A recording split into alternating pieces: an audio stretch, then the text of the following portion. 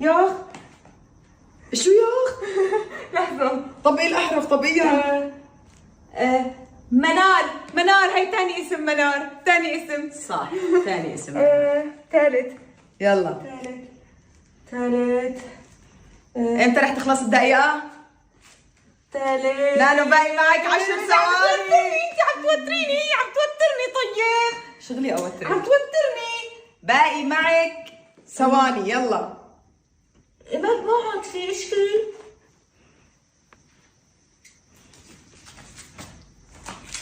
أنا شايفة اسم من عندي من هون. خلص الوقت. خلص الوقت. رنيم.